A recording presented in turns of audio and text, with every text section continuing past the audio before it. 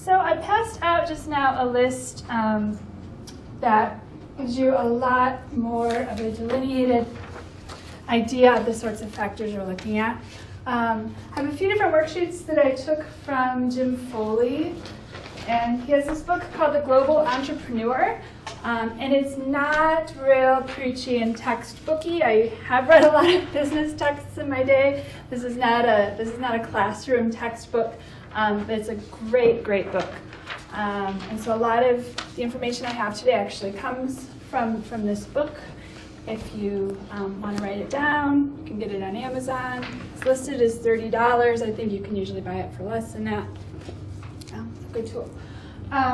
So I give you a worksheet, and this just lists a lot of different factors. And Jim breaks them down into 5 areas: demographics, macroeconomics, government policies, environmental indicators, and industry indicators.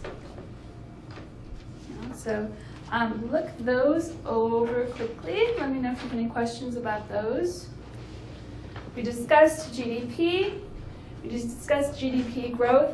Inflation rate is important. Inflation rate, though, a lot of times is an indicator of economic stability and a lot of times political stability, because if your currency is inflating quite quickly, a lot of times it's a sign of just general instability in the country.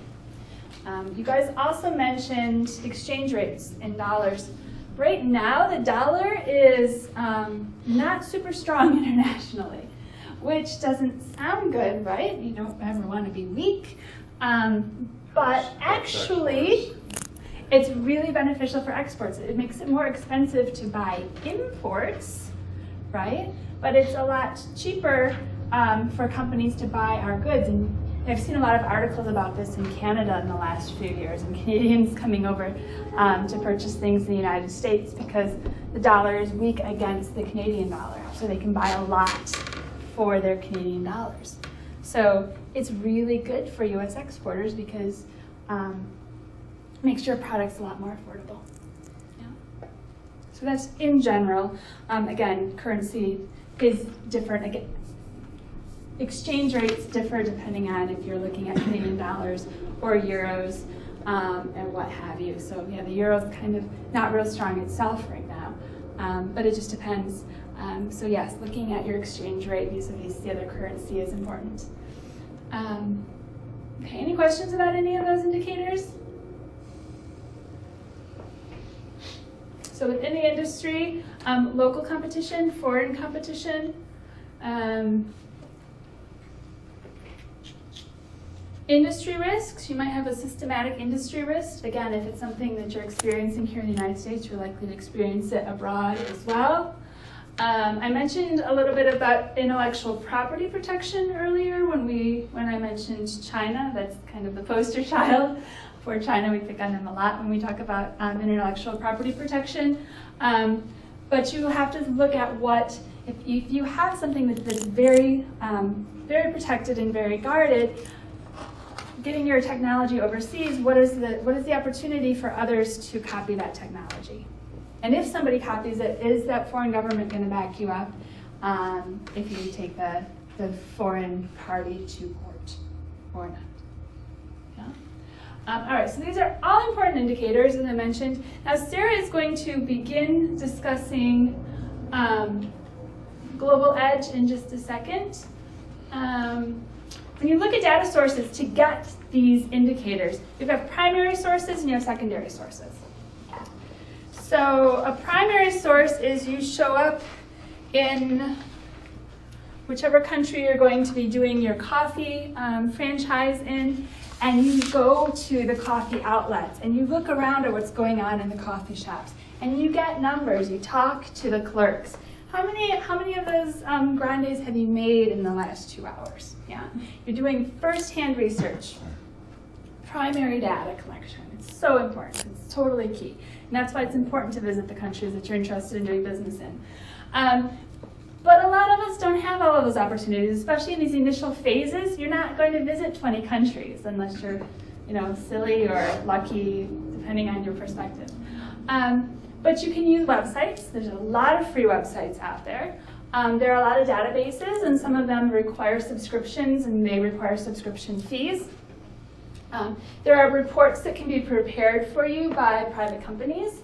The International Business Center has a program where we create market-specific reports for companies that are interested. As I mentioned, the Department of Commerce can do a market report for you. That's one of the great services that they offer. And a lot of times those are prepared just on secondary information and data that's out there. There are industry groups and associations that you can go to.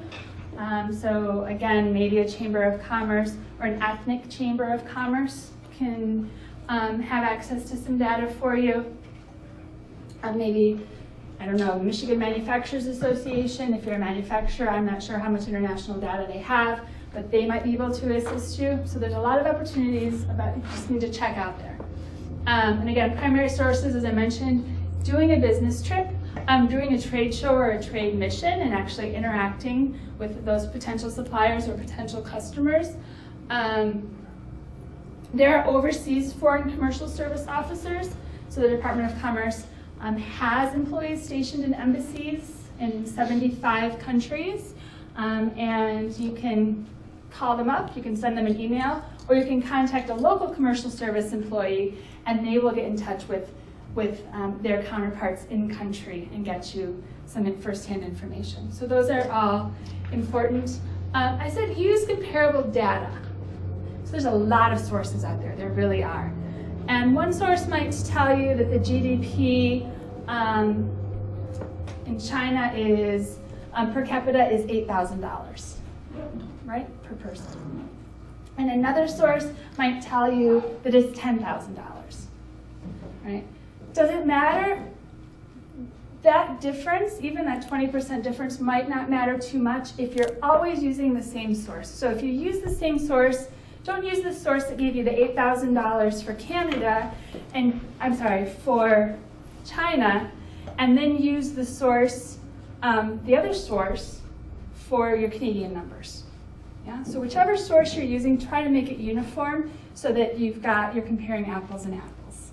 Does that make sense?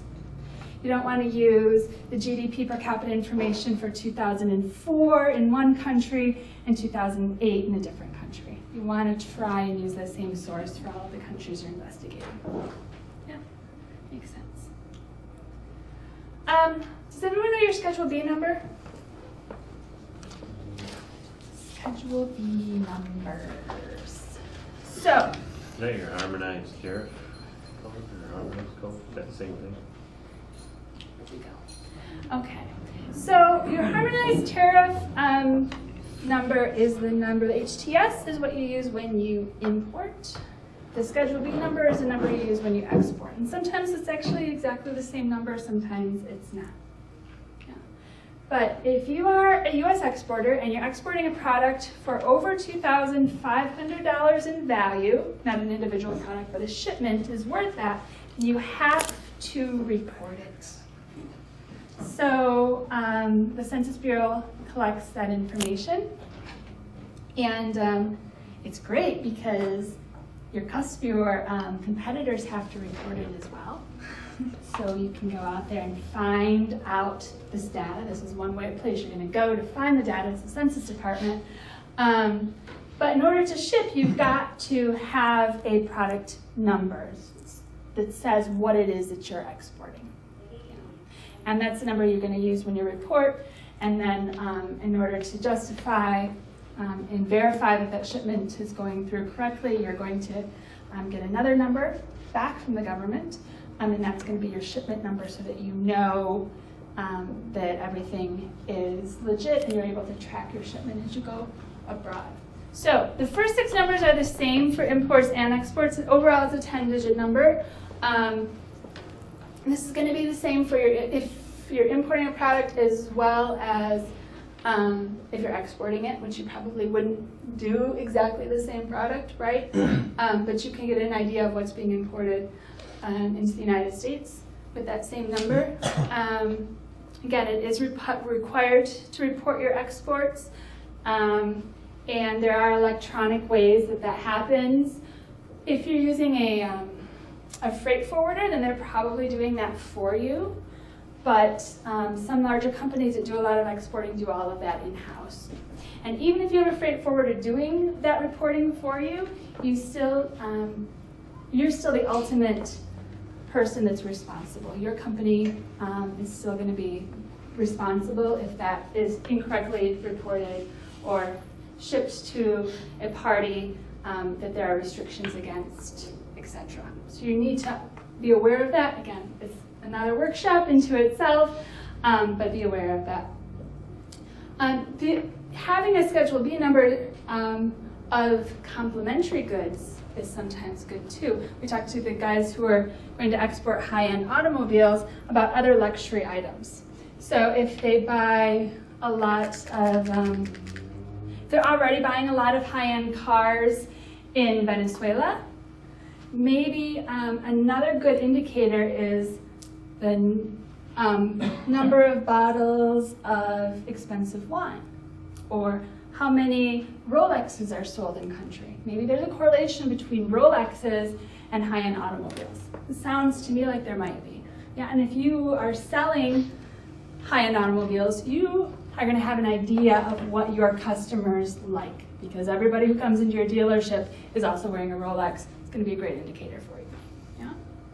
Yeah? So you can use this Schedule B number. If you find it of a complementary good, then you can search that complementary good and see how many of those are being sold in country. Okay, so if you don't know what your Schedule B number is, we will work and pull that up a little bit later. But you're going to go to the Census Department and they have a search tool. And I can't get to the computer because it's in the back of the room, but you're going to click search. And then you just type in, so if you say you're selling ties. I did this morning. I typed in ties. And so then it pulled up and it said, okay, for clothing or for industrial use, right? So it was talking about like twist ties, I guess, right? So then I chose clothing. So then within clothing, it asked me if I wanted adults or if I wanted babies. And I don't know why babies would wear ties, but apparently there's a classification and there is a Schedule B code out there for baby ties, which doesn't sound quite right. So if you don't know, you can use the search tool, and it really is helpful in narrowing it down and helping you choose your code.